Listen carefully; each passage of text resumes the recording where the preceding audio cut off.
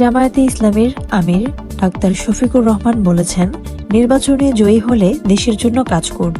দেশের প্রতিটি শিশুর শিক্ষার দায়িত্ব নেবে রাষ্ট্র এবং মাস্টার্স পর্যন্ত শিক্ষার্থীরা সম্পূর্ণ সরকারি খরচে পড়াশোনা করার সুযোগ পাবে।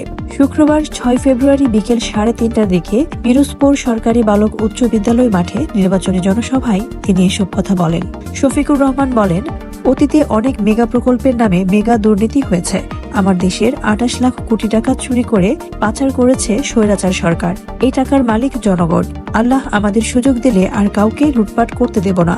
মুখে হাত ঢুকিয়ে সব বের করে নিয়ে আসবো।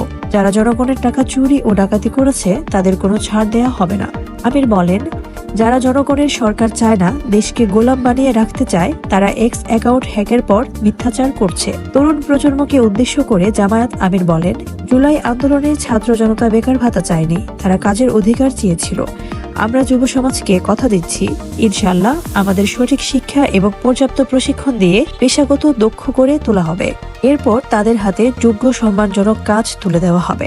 আগামী 12 তারিখের নির্বাচন ও গণভোটকে কেন্দ্র করে জনগণকে ঐক্যবদ্ধ হওয়ার আহ্বান জানিয়ে জামায়াত আমির বলেন, আপনাদের প্রিয় নেতা দেলাওয়ার হোসেন সাঈদী সহ জুলাই আন্দোলনের শহীদদের বিচার করার জন্য জামায়াতে ইসলামীকে ভোট দিবেন।